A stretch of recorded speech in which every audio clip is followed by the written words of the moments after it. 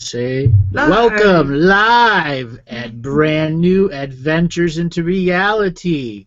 I am joined by Natalie and Debbie. Excuse Debbie. That's a new one. Debbie, that's a good one. As you can see, we are surrounded by a sea of green here.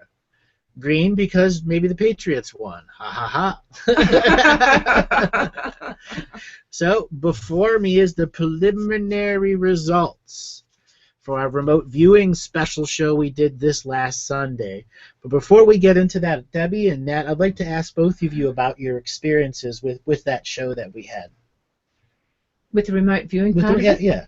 I thought it was really great. I only picked up that one envelope, and but I'll give it away if I say it.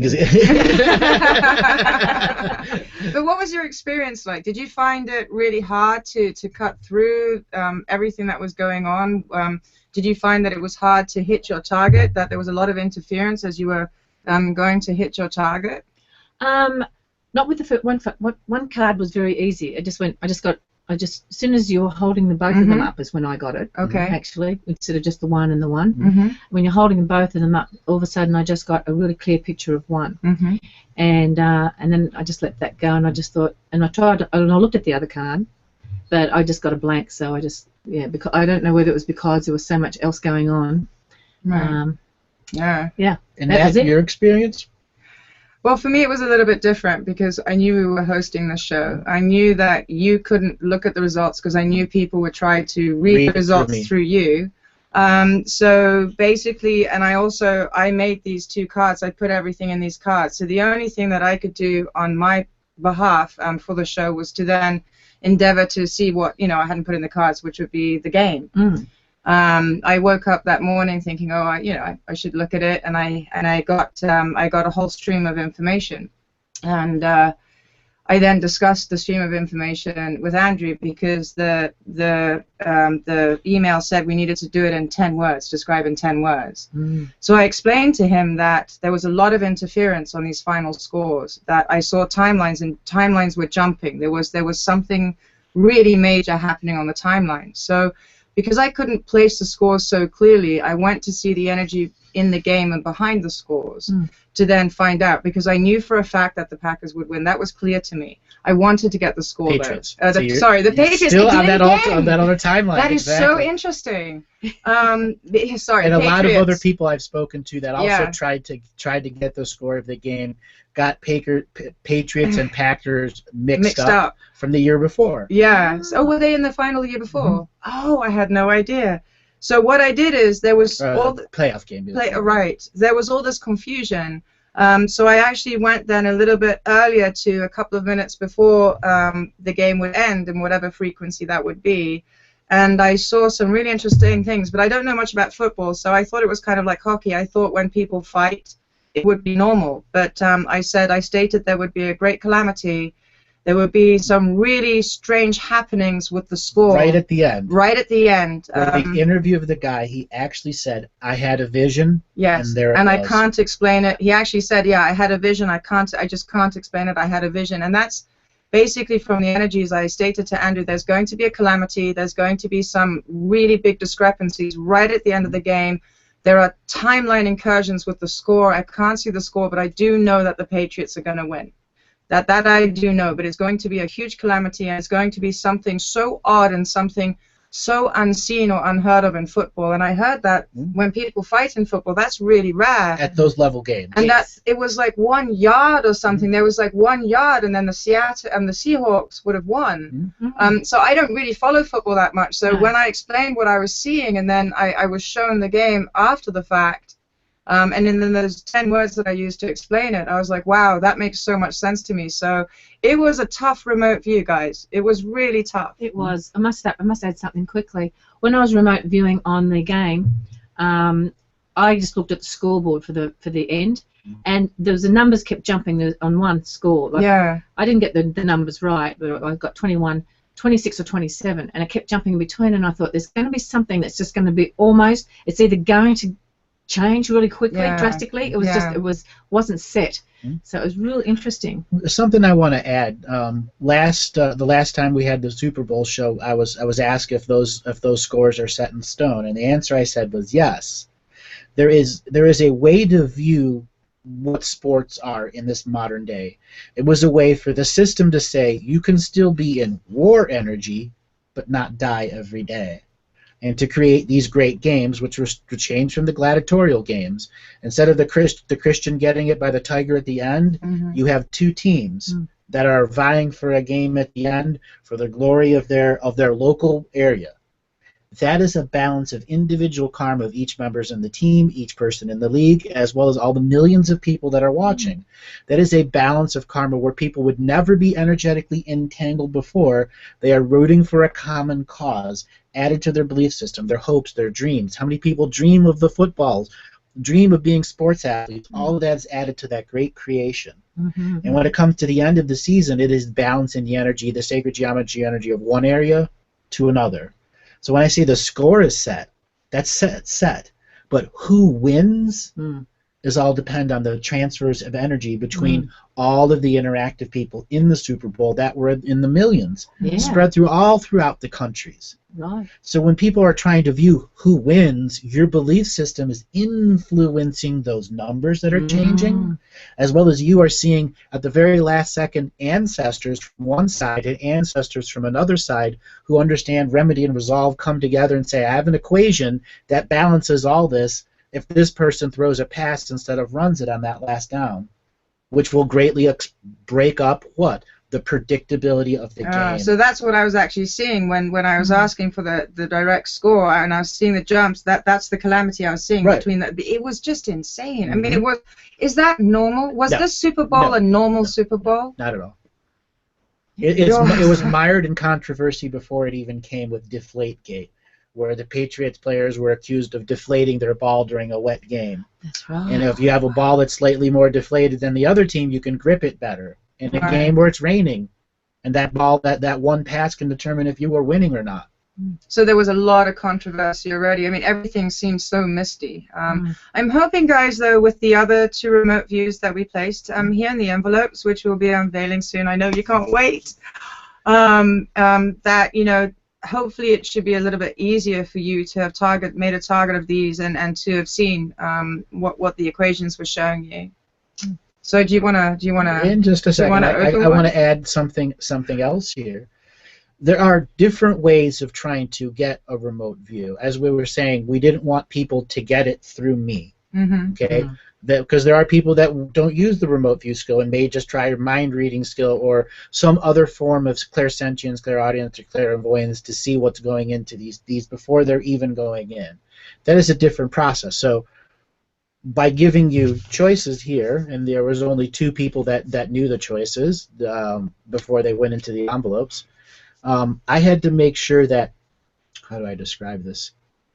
The final score, I made it difficult because each of these two, we do say people have gotten to them in their 10 words, and both of these have been identified, though they are not very strict. So what we are doing with these preliminary results, we're looking at those 10 words and looking at who got it exact on. So far, only one person has gotten exact on the Super Bowl score. Yes, that was one amazing. Person on one card and one person on the other, I believe. And there are a few others that can be considered, but they are missing little pieces of it. So we're going to mix. And we're still reading through. This is what we've got so far. We had.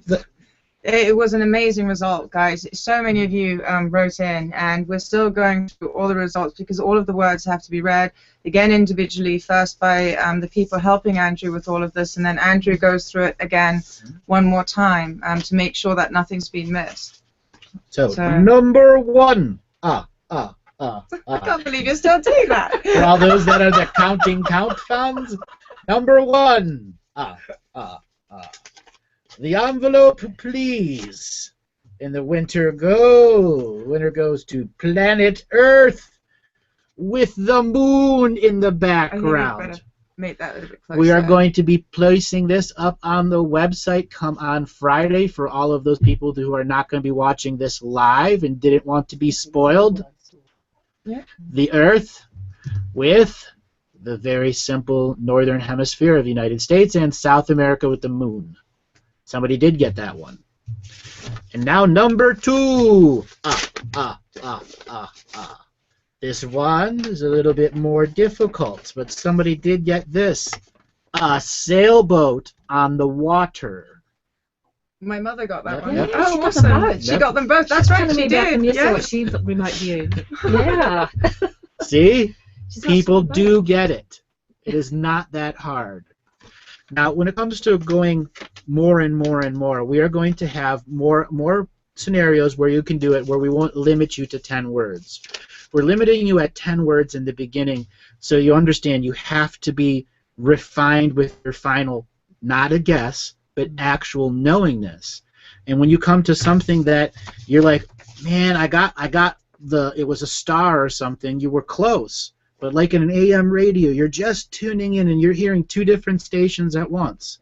So we're going to continue with this 10-word thing for just a little while until we can take in pictures or stuff that people can draw, and we'll have a longer term, 4 or 5 days, to be able to send your entries in. But this is going to be a regular feature on the show that's going to be coming up, and it's going to be one fun thing that we can do. Sailboat. Half a sailboat. The other half of the sailboat. And let me tell you, I thought long and hard about these pictures. Even if I should choose pictures, I said, well, maybe I should just write numbers down. Or I should just go and name something in history and for them to go back and look at it. But how are they going to describe it via this medium where everyone that's out there in the internet can be a part of this? Mm-hmm. The pictures really work well. Yeah, they work well.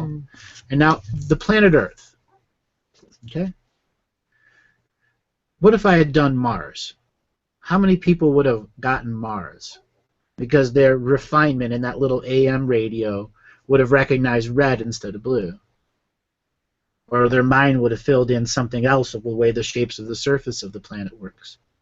So for people that are part of the League of Consciousness Explorers, I'd like for you to go to the threads and the boards over there and start a thread that is specifically for suggestions for remote view pictures that aren't exactly difficult but aren't exactly easy either. Your suggestions will be looked over as we begin a larger process of trying to help people learn some of these skills. And in a while, after we have our green screen room, which you can all see we are in right now, fully up and running, we are going to be having our alchemy series coming out in early spring. It was finished early in January, and now it is in the process of post-production so that we can go ahead with it. Until then, we are going to be giving you these weekly shows that are just absolutely full of fun and joy and happiness because I have my 2 intrepid co-hostesses and Himshi. Himshi. So, Natalie, I have a question for you. When you first started learning about healing and having to understand you needed a scanning skill, what was the thing that got you to say, I need that skill? So whether it's remote viewing or looking at a horse, to just get into that knowingness. I think for myself, that's a good question. No one's ever posed that question before. Debbie, do you have an answer for that one? What was it that said, you know, I need to make a skill that helps you learn that? Maybe with the type of work that you're working with. Oh, I know for me. Yeah. I know for me. I know what that is. I'm just saying that's a good question. Yeah, no. Keep you a mean note. for me? Yeah. Well, the type of work that I was doing with past life regression, I really had to scan where the people were at, what they were seeing. That's when they got, because it's not a running movie. It's like frame, like they'll just be in a situation and that's all they see. And so I have to be able to scan it and see where to take it to next.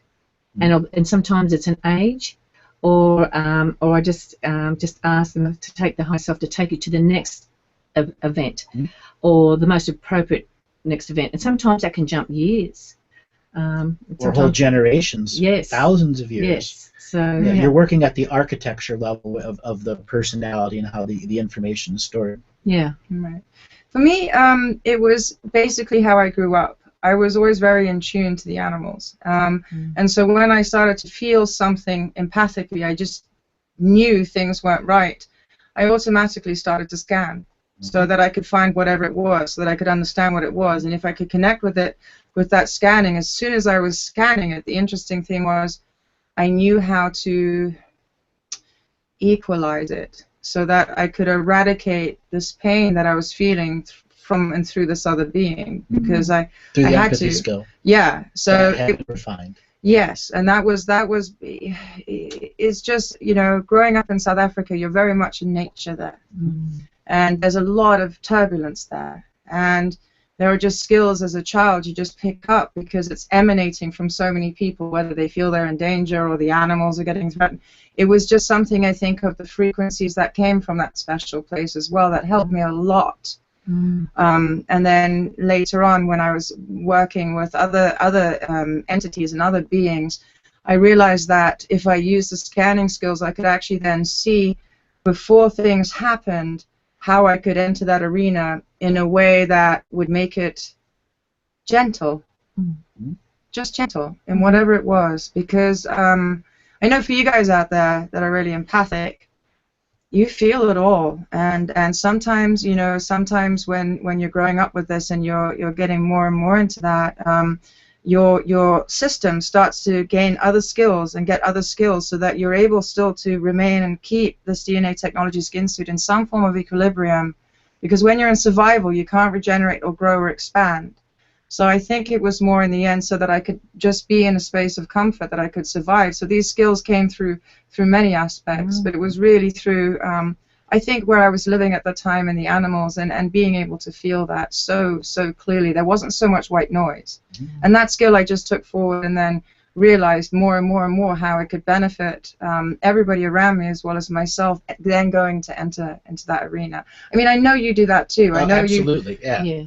You scan things, and my initial expression of learning scanning was when I started working at the restaurant at a very young age. I had to be aware of what my dad wanted, and there were times that he would yell, not because he was a yelling person, because it was a restaurant and it was loud, and I was deeply empathic. High pressure. Oh my God, high pressure. And then as I advanced in the restaurant industry, I had to be aware of the customers and the customers' needs. So I would blink and I go, he needs this, this, this, and the coffee would be filled, the sugar in his table would be filled, and they wouldn't need to ask you. And just like a good little slave, you go ahead and do that stuff. So there's where my peak scan also turned into who are you in the DNA, because I realized I was doing something no one else was doing. So when I would be doing, example, the register during a very busy time, because they trusted me because I was good at that moment, and they liked showing off their kid at the busy time that was doing their restaurant. Both my brothers did the same thing. So I would literally look at them as they're handing me the money for this exchange for value, and I would read their DNA. And see how they were interlinked to the city in the 1970s. And the city at that time was dying. The steel mills were shutting down. The river had already caught fire 3 or 4 times. How did you cope? How did you cope within yourself with all of that information? How did you integrate it? How were you able to keep going? As a blissfully ignorant kid, I stuck it into my DNA memory, and it is ultimately what created an endurance energy that I had to just do this skill. It's so it was almost good training, actually. It was like, you know, teaching a kid 4 languages by the time they're 4. Right. But that would be for that specific skill. You know, we could service, you know, 800 people an hour. Yeah. Right. You know, and I was there 8 hours a day. Wow. I wonder if any of them actually knew No. what you are now. I mean, so you're sitting here now and they're watching the show and they're remembering that restaurant and now realizing you're that guy. They've owned multiple restaurants, not just the one that I grew up in, but you know, I can remember certain customers that were haunted, and you know, they're handing me the money, and the one personality that's not haunted comes out to hand the money. That's it. And as soon as the money's done, there's a change in their eye, and they're haunted again. But why would the money exchange actually be that? Because it's actually a fair energy exchange that will give them that equilibrium? This is what I learned about entity control with you. They Right. want you to always pay the bills. That's fascinating. I mean, really, it taught me just that contemplation. boundless information about dealing with entities. Wow. They will always leave you with the bill. They'll always leave you with the bill. Always leave you with the bill. Wow. Huh. Because it's the most poignant thing they can put inside you, saying, you've given me your power, and if you want it back, don't pay that bill. Don't pay that bill. That's pretty incredible. So how like after, like, I know you also did limo driving for a while. You mentioned that a lot on the radio. Even what more was it like then? That's between 4 and 30 people behind me in a vehicle that I'm driving that I've sacredly blessed, all going to do whatever it is that they're going to do. First 21st birthday party, you know, kids' first time in the limo, and there's 30 kids that are 7 years old, and I drive them around for 4 hours, and they want to go to the mall and show off. Or you have a bunch of people on wine tours in Napa Valley that all they want to know from you is, do you know where the good wine is? And if not, shut up. They don't care what your name is. And I'd have 6, 7, 8 different name tags. Simply if one guy called me Jim for the longest time, and I know it doesn't matter how many times I've corrected him, the next time as a service person, my name's going to be Jim. So what did I learn there? Oh, I learned about drama, the most intricate forms of drama, and then at the advanced understanding that there were entities that were really sneaky. I mean, the most sneakiest things that you could do. And there were times that I'd just come out of nowhere and scare the entity, literally. Like, I could look in the rearview mirror and see 2 people just about to fight. You can smell it. And I'd tap on the brake, and they'd go whack into each other. Or I'd turn really fast, and somebody would spill a drink that would break up a really dense conversation that was going to lead to saying, yeah, I was cheating on you the whole time. Yeah, because I knew it was coming. Yes. Wow. Yeah. Guardian angel limo driver. Yeah. I love it. And then, you know, other experiences, you know, started traveling, and then you have these things that are waiting from you when you go to new areas that are not ghosts, but they're the ancestral spirits. Now, when I started traveling, when I was doing limo, I would see all sorts of ancestral hauntings where there wouldn't be a dead ghost around for miles because they knew the ancestors could kick the crap out of them because they're impressed into that land. And then the other place, it's ghosts and ghosts everywhere, but one person with one little tiny light of ancestral energy, and all those ghosts will flee. Can you explain for the audience the difference between ancestral energy on a land and ghost energy on a land? Because that sometimes it's such a fine line between understanding all the different dimensions. Maybe to give a clarification when you're regaling these great stories, so that it's understood which is what and what is which. Ancestral is in your DNA, meaning before you came into the fetus, imprinted into your DNA and via soul contracts is saying that your blood will produce a pheromone that attracts karmic retribution or resolution at a haunting level between other versions of yourself or other members of your family you are karmically indebted to in other past timelines, dimensions, galaxies, and universes. Okay, so that means when I, for example, let's say I have an ancestral and karmic debt with something in Spain, okay, and I decide to go to Spain or move to Spain or have an experience in Spain, I won't be haunted then by actual ghosts on that land. What will come is the ancestral herd that has physical people attached to it. Physical people attached to it, and in the different streams, because they're all matching that same stream, and that's why through that stream of the ancestral aspect, they can energetically then affect me, whereas they probably wouldn't affect others. Whereas ghosts would then affect everybody, regardless of. They're trying to remove the ancestral system. Right. Ancestral system is what gets you to the astral cities, because they're the ones that have builders. Ghosts, they may try to take over parts of New York City or big areas, but they don't actually build anything. They just make it collect Ghostbusters. They just make it collect dense energy. And as long as there's dense energy, they can exist there. Right. Alternatively, ancestors also require dense energy, but they have a balance of light energy, which is like a sacred tree grove, an offering area, a prayer ground, so on and so forth. There's always the opposite, where the ghosts don't have that infrastructure, unless it's a ghost trying to be part of domination and control, which you have a group of entities that took over a local post office. They would never hire people that have ancestral ties. Okay, so they are constantly trying to separate out because they are trying to live their life through you. And the more you give your power away to them, the more successful they are. Right, so when we have the understanding of the ghost frequency, then we're basically talking about a photonic light that is just stuck in the infrared. Correct. And is endeavoring then to encapsulate some of the physical life through another being, feeding off its energy, creating scenarios so that it can have more of what it would have if it was alive. Mm-hmm. Whereas from the ancestral aspect, we're talking about photonic light beings that are also in other dimensions that have access, that are then functioning within this galactic ascension machine to find remedy, resolve in whichever aspects at this moment now in time going forward. Physical people who their marrow and their blood produces the resonant frequency of karmic retribution or that resolution. allows access for that then to manifest in this 3D matrix that will affect us then here in this technology. Which is, and then you have, let's say, new ancestral areas like public high schools that have been around 100 years. Oh yeah. Whew. That is a way of trying to hybrid ghosts and ancestors to work in the same area, by taking all of the huddled masses from all the poor and all the people and stick them in public school 52 out of 200 and see who all learns English and isn't abused by the teacher and turns out wherever they're going to be 12 years later when they get out of that place. Right. So you have a ghost mix and then you have your ancestral mix. This is why they began really segregating a lot of the races. Race segregation was a way to just keep ancestral hauntings from stopping the ghost hauntings that the system of domination and control was trying to get to replace the old ancestral system of great protection. So they wanted the ancestor to begin to betray everyone by forcing them to follow the ancestral karmic rules. And this is also the other side of what I wanted. I mean, I know we're talking about ghosts and ancestral hauntings.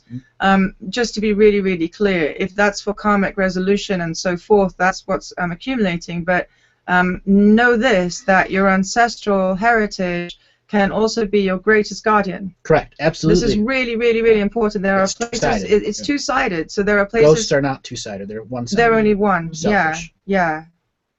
So I just wanted to reiterate, because I was sensing something coming forward from the audience. I just wanted to reiterate that it's a double-edged sword, how this whole galactic ascension machine functions as we near, the end of this domination and control matrix. Debbie, when you've seen other entities or other personalities come through with your regressions, what do you see the difference between the two? Oh, it's what I sense actually, because I don't see them, but I do sense them. Yeah, it's very dense. It's different, like you're saying, with the ancestral coming through, and working with your higher self too. When a person, when you're asking them to connect to their higher self, and they're starting to clear these entities that are attached to them. I actually feel the person actually going through fear of letting go. But the thing is that I just feel really clear, and I know that I've set up the protection in there. And the energies of when they're releasing those energies are like really heavy, dense. But they, but I'll make sure that they go. But when the person has finally let go of that, they just look different. Totally different. Because they're sucking on their energy so much, and even their faces seem to change and soften. It's just a whole different change. Sometimes they come out looking younger, don't they? Yes. Because they've just been in that no time. They've not been fed off for that moment. Yes. And just like when you're practicing the skill, it's the same thing. I mean, I've seen you when you've come out of, like you've done 2 or 3 sessions that day, and I've seen you that evening, and you're just glowing. You're just glowing, and I'm like, who did your facial? I must do more of it. So the next thing I want to talk about is when we look at our physical features. In our ancient days, we had long skulls, short skulls, fat skulls, normal skulls, and we're going to be going through an awareness training of what different size skulls mean.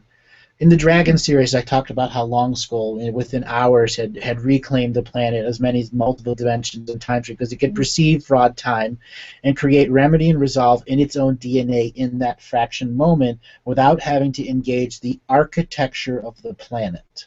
Now, to basically, that was incredibly said. But to basically put it just quickly for the audience that maybe hasn't seen that yet, and if you haven't, I do advise you go and check it out, because it's really interesting how he explains this. But basically what you're saying is that with the understanding of the technology of the long skull, they were able to bring enough photonic light inside to activate that technology so that it found within its own DNA structure remedy and resolve to then go forth. This is the mechanical aspect of how to explain that process that you were just describing, correct? Absolutely. Okay. And we can take this even deeper and deeper into how do I describe this? Long skulls perceive time and fraud time and can create instant moments of balance, so they could go throughout time and skip throughout time and be karmically unentangled with anything during all moments of time, and yet still interact with them and change them and still be unentangled. Well, that's how they were able to rapidly reorganize the mystery schools, rapidly reorganize everything. We now have that coming back to us, but our consciousness has to be able to perceive just at the very beginning synopsis of what it means to be an unentangled observer who can still communicate and give wisdom and not be karmically entangled for giving the wisdom whilst unentangled.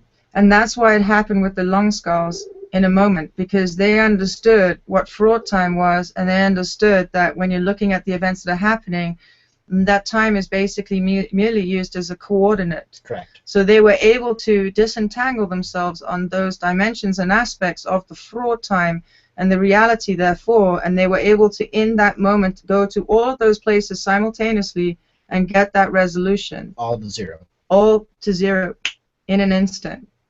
So we're coming to that now, is what you're saying, that we're actually able to start this process once again, separating. That splitting of the energy grids that I told you about. That's right, yes, that we talked about in the first show this year. It's the two sides now. Right. No longer will the asleep be able to fully interact with the awake. They will be as if we are not in their world. We are the neighbors down the street they never see. Mm-hmm. Passing in the middle of the night in 1 degree of separation is the only way that they'll even see us that are out there. You were almost explaining as if it would almost look like they're two worlds. Well, there are two worlds. There's 40 worlds. You would right almost see they would almost be like two different types of Earth running on the same program. You'd have the dense aspect of Earth running on that program, and you had the other aspect of Earth, which is this new Lightworker grid that you were telling us about a couple of weeks ago. Now has to reprogram itself because it's now equal balance and not connected to the other system. Right, and it starts off though with what we've got set up now, and what we've got this chess set up now of what has been domination and control, but now we can actually make this chessboard malleable and move the pieces so that we, as the ones that are coming forth and wanting to work through our soul and our heart space, will be able to then manifest such a creation, such a matrix for ourselves and our brothers and sisters. But we first have to demolish the matrix that we've been given, because it is separate, but it still holds those memories, and those are the memories we have to rebring with new equations, new frequencies. Right. But that's our basis. That's your new architecture you get to work with. And so we get to change the inside and the outside. You are the architect and designer. Right. You are the reality programmer at all levels.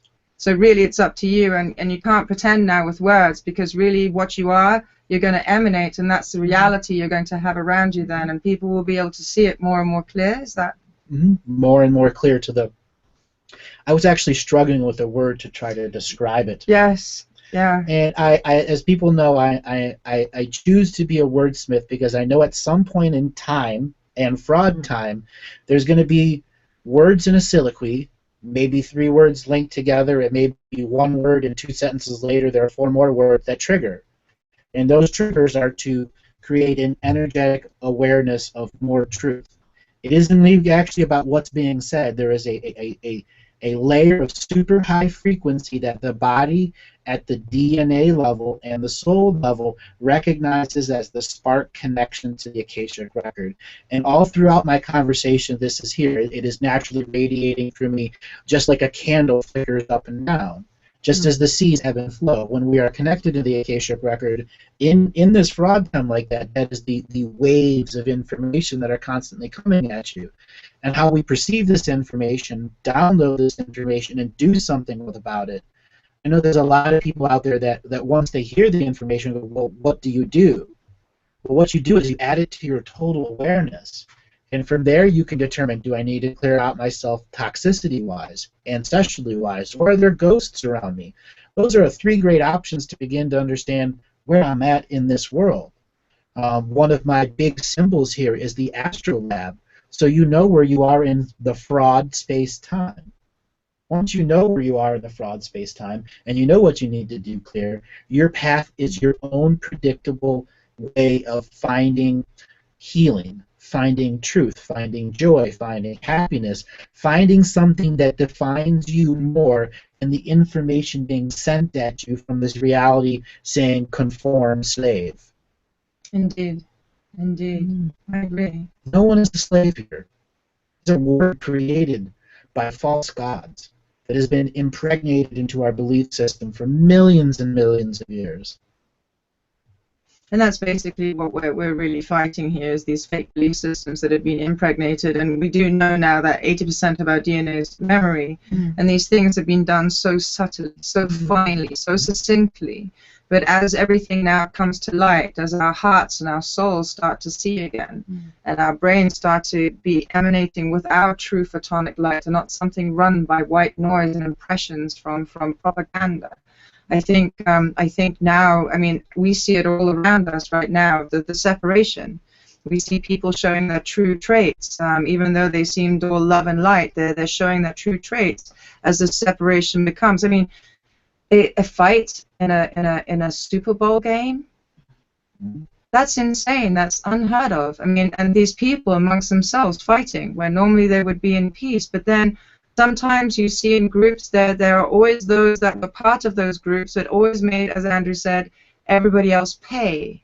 And it's going to come to light now in many ways, these groups where those entities always wanted others to pay, it's going to come to light now what these beings truly are. And it's going to be everywhere, if it's in pharmaceuticals, if it's in the news agencies, if it's in someone who keeps getting scammed every time they believe in someone to help them with something.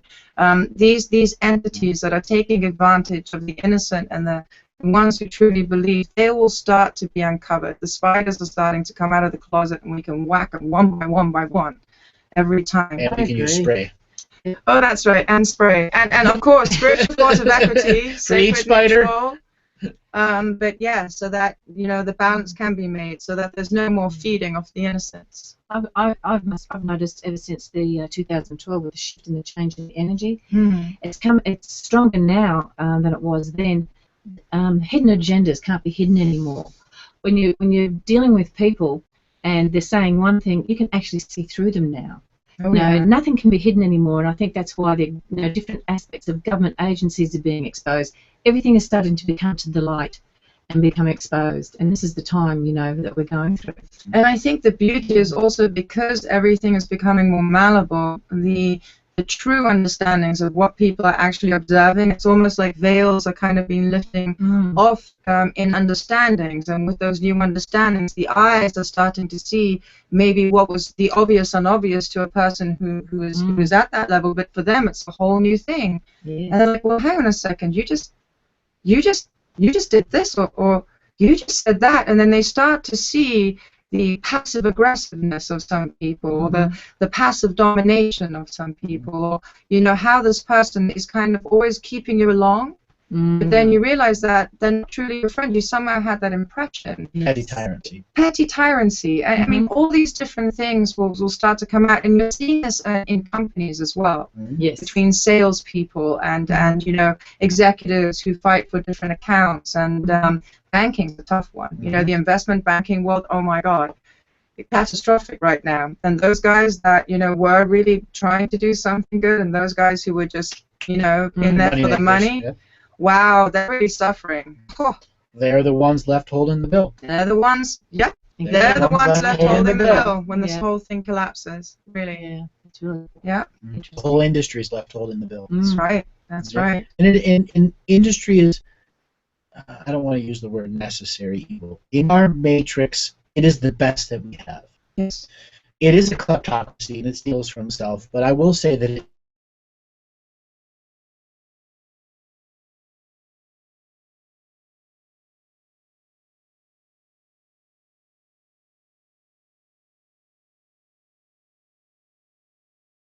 programming, there would be no center of domination and control that ultimately created the Cold War. Right. That was the first real generation of television watching personalities with kids everywhere who had never had a television before. Mm-hmm. Only radio. Yeah. And all of a sudden they were exposed to the long waves in black and white of what the government is telling you through their own media agencies. Yeah. That's so true. When one looks actually back at the history of television, all the way back, and you actually look at the word vision, Yeah, television.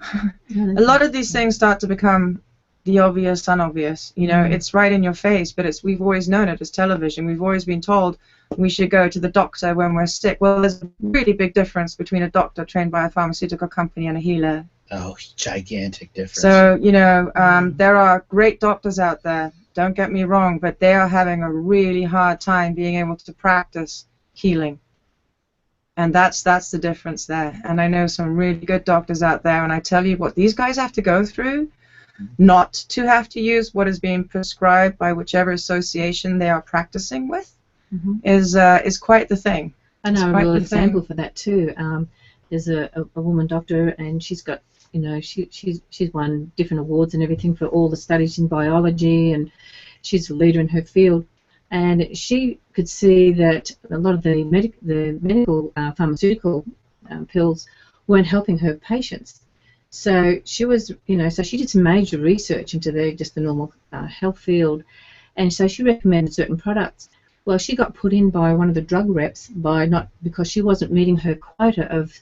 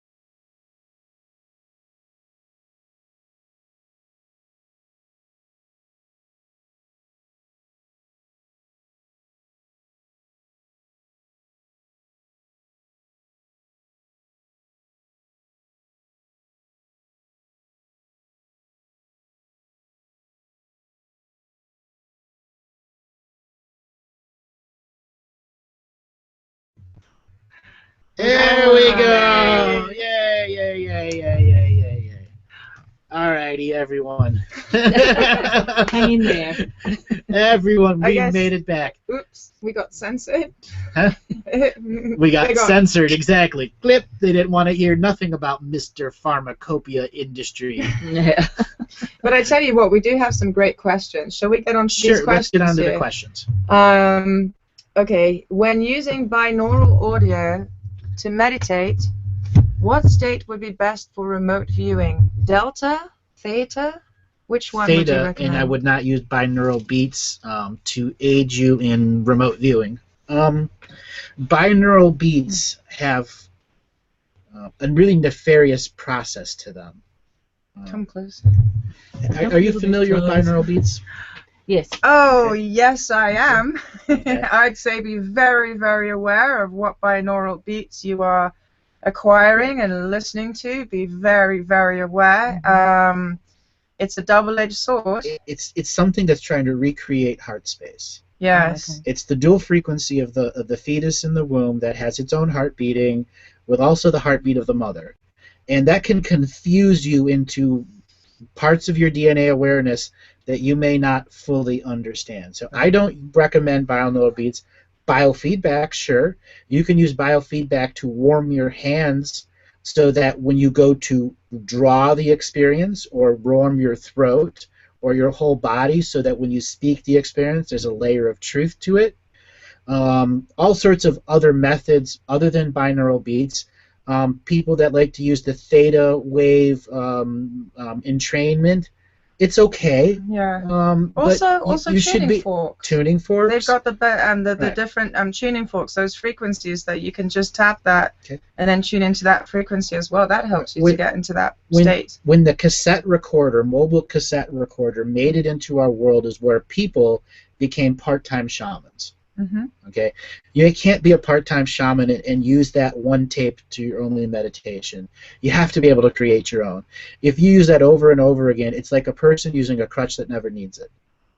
But also the issue is when you start to become predictable and using over and over again You the can be same targeted. equation to go into Exactly. a different dimension, just like when you're saying with the specific disciplines like doing candle meditation focus, again, the same day, every day at the same time, you become susceptible through your predictability. That's correct. So we had some more questions here. Yes. I saw that one there, number 8. But what state would be the state then for remote viewing? Like which Theta, brainwave state? theta would be the right Theta. stage, Okay. but theta isn't the right stage for remote viewing time. Ah, okay. Delta would be the right side. Say you're trying to remote view something in the present, Mm-hmm. or you're trying to remote view something in your not too distant future and not too distant past. Mm-hmm. Theta's fine for that. Right. But delta is what's going to give you more accuracy of the impressions of the time. Okay, well then that's it, delta, theta. So the questionnaire was actually on the right wavelength. Yeah. Excuse the pun. Wavelength. So that answers the question then of the different understandings of which waves to use. Will humanity succeed to stop environmental pollution? No. What do you think?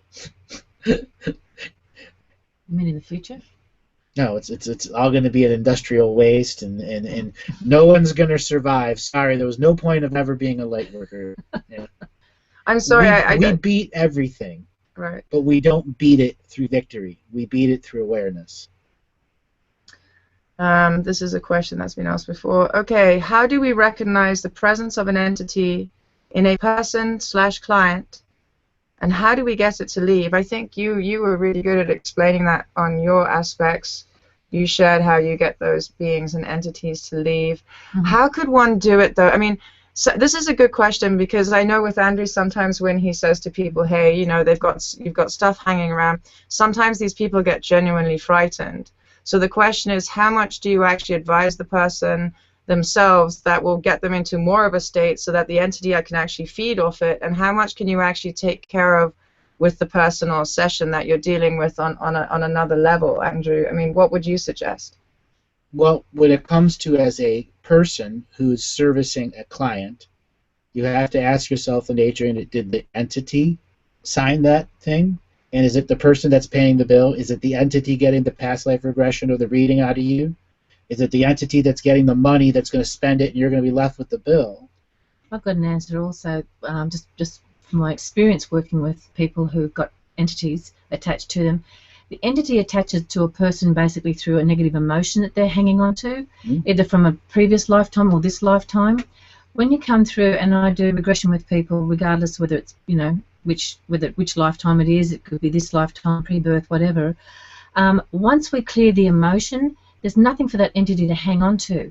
And so I do a whole process where I get that entity to leave, go back to the source, or back to the light, or wherever. But you're acting as a medium that's opening the portal. Yes. And that's something that's inherent with your skill set. Right. There are other people that are practitioners that, for them to open a portal, they have to really connect to their heart. And they may be a little afraid that there's an entity there, and if they turn on their own heart energy, then it'll jump off of the person and onto them.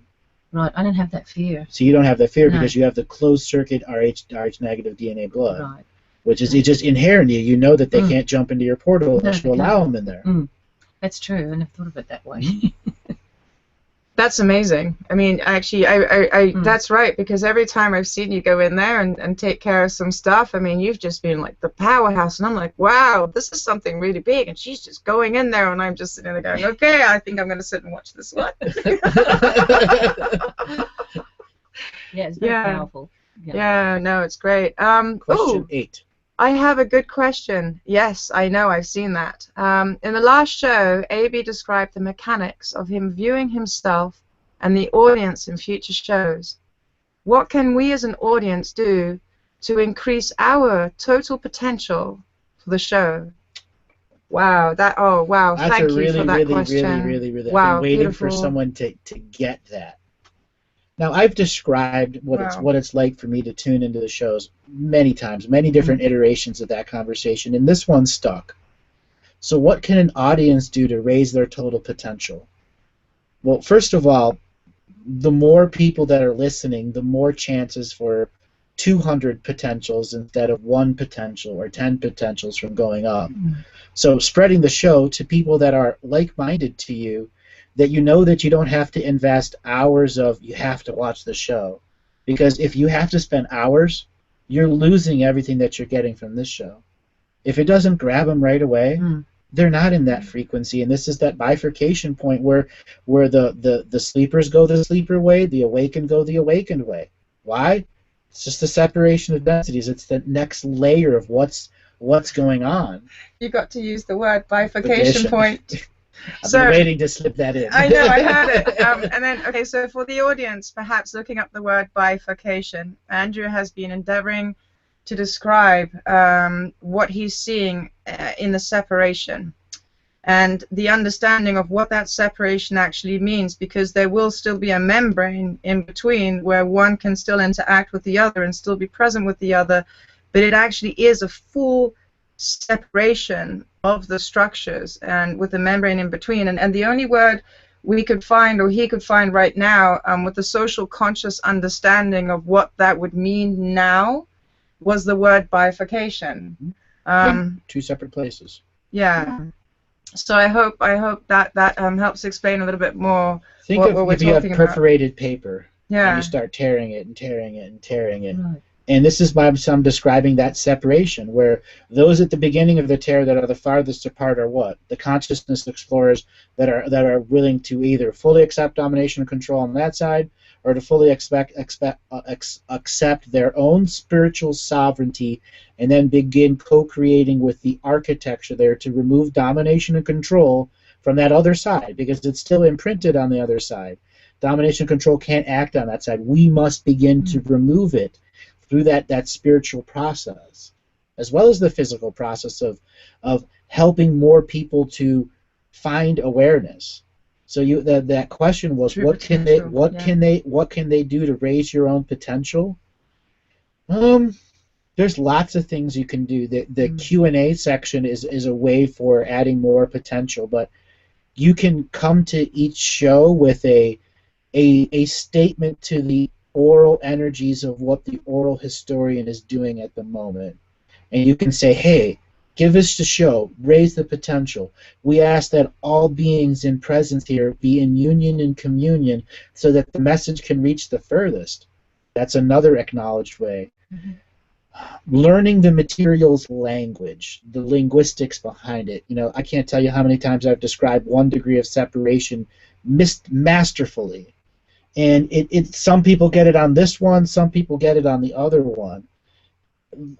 Words like 1 degree of separation. Always remember, Earth is a 7th dimensional galactic seed planet. There's so much of what I say is all the backstory that you needed to know the answers. There's parts of backstories that you may not fully get because there's linguistics there that don't help you mesh with the way it interacts with what's going on, like the planet Saturn and its ex-wife Alona. It's one of the reasons so many women that are spiritualists are having major issues with the Earth Mother at this moment in time. And that issue is they can't be in neutrality because they're over-affected by the pollution, by the failure of their own children, by the system that has defined them as a slave mother and not as a divine co-creative link to Earth. That is that full taking away of that divine feminine sovereignty. Indeed. So that's how Alona affects us. And all of these different things, make them part of your awareness. That's what increases the total potential. So when you come to the show, all right, what's my 1 degree of separation today? Ask yourself, who have I physically met today? Okay? How many people have passed you on the street? I tell people all the time, you at least once a day or twice a week, you should try to figure out what your 1 degree of separation is. How many people have physically met you? How many people have heard your voice? That's an interesting concept, okay. Actually. When you add your 1 degree of separation, you have changed your potential because you've added it to your total potential of your field. That's another way to add to the show. Let's think. Another really cool way is if people started to do regular ceremony in your own way during the show. Why? Because you're adding the potential of your individual ceremony to the nature of the potential questions that may be coming to the future. You can add your sacred neutrality as a I am presence witness to a living, mobile, spiritual chord of equity that in the laws of karmic retribution is dealing out the infinite source of the Akashic record linked to in 20,000 worlds for the karmic retribution to end karma as an ancestral system of exchange forever in this universe. Anything more you want for them to raise their true potential? There That's you go. quite a list. That's a list. I hope you can gnaw on that one for a while and to see how you can add to it. Or even do the cleansing and stuff before the show. All that stuff too, yeah. The greatest thing is when just before a show you can feel and sense the audience. And with Andrew, it's just so wonderful because you sense the excitement. You know that whenever you see Andrew, he's going to come up with something, at least one thing, every show that you just sit there going, oh, whoa, and just for that one thing, even just for that one thing, your soul has been nourished or with something that gives you maybe a glimpse to a deeper understanding, to a deeper knowingness, to a full encompassing of that soul and all that you are is this great, beautiful being. So that for me, when I feel the audience and I feel that excitement, that's like, what are we going to get to know today? Are we going to get an update on this? Or with the astral cities that time? I mean, you feel the excitement, and then you see in the chat rooms how loving everybody is, how beautiful, and how everybody's coming together. And through this 1 degree of separation, are actually exchanging and interchanging equations themselves of understandings that they've had from previous things of what Andrew is doing or from their own knowingness, which is huge because that all combines to this understanding of the union and communion, and then the further expanding of the understandings of all that we're encountering here with someone like Andrew, who always has these great gifts. There's always something you're going to come up with that just blows everybody's mind, including myself. Because that question was asked, a whole new potential came for a lot of people that asked, what can I do to help? Gave a whole bunch of suggestions. There are ways that you can come up with your own individual way to get the message out. learning the linguistics is one thing. Writing your own contract revocations takes you a step ahead. Bringing people to the show, helping them to understand that you just need to try to listen. And if you're over-investing time into people, walk away. There could be one person that could change the potential of the whole audience versus the 30 that you tried to bring in. And that energy that you wasted on those 30 people over a year ultimately reaped you no benefit. I'd much rather you be in the fullness of that own power, in your own fullness of your own sovereign self ceremony, holding on to that energy in hibernation, so when you're ready to dream the dream in the dream world, that it manifests here in the now. And this isn't a justice or judgment, it's a knowingness of what it takes for people to store dream energy in their physical body that's in fraud time. It's hard, and we all need it. It's what makes us mystical beings. I have something really gorgeous. Would you like to bring Himshi to the camera? We have a question for Himshi. Yep. And this Hello, is what boys and girls. He's just got this grin. AB is speaking about words being triggers to greater awakenings. I thought I picked up that sort of triggering from Himshi. Does Himshi have that same effect? Absolutely. Absolutely. Yeah. And I actually got a little blurb. Thank you, Himshi. Yes, I actually got a blurb on my Facebook. Somebody put the link on the show that we did on the Crystal Skull on Himchi. Oh. And they said that they just felt when they were listening and watching and when you held him close to the camera, that they actually felt a sense of peace come all over them. And they said they felt like almost like a spiritual healing was taking place. Mm-hmm. So he does have that potential. He's got a lot of miles on him too. Yes, he has got a lot of miles on it. And with John of God healing stuff too, he's got that. But what we could do is we have this green room now, and I know Andrew just wants to give you at a later stage a little shot around here with all the cameras and the equipment. But what we could do is we could actually place Himchi on his comfortable area, and then Andrew could just do a focus with Himchi. Mm-hmm. And then the audience, it would be like a 5-minute or 10, whatever minutes time you think. We could actually do a meditation. I got a little something for the audience right now. Actually. Okay. There is a dog that has gotten hurt, and it's my friend Tanach, who's also my PA. His dog Gandalf had to go to the vet and had 2 little pieces of wood stuck in both eyes because he was running through the forest at full speed, and these pieces of wood was inside his eye. It has not caused any blindness or damage. But with Himshi here and everyone here, I'd like us all to just focus on the wonderful dog named Gandalf that's here in Yelm that is just needing the swelling around his eyes to go away. What sort of dog is he? He's a big dog. A really big dog. Yeah. Okay. Just to get a visual.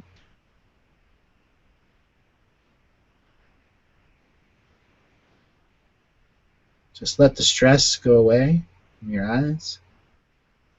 Tell him to dream the great dream, to chase the rabbits in his sleep, and to no longer be worried about running through the forest. Take that fear away.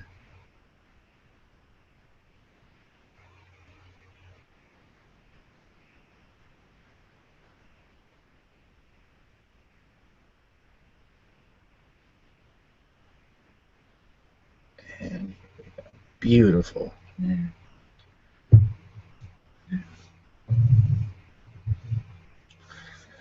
This has been a special show. Yeah, so beautiful. It was wonderful. Thank you very much, everyone. We are going to be back this coming Friday at 5 o'clock Pacific time, where we will have the final results of everyone that was part of the remote viewing experience.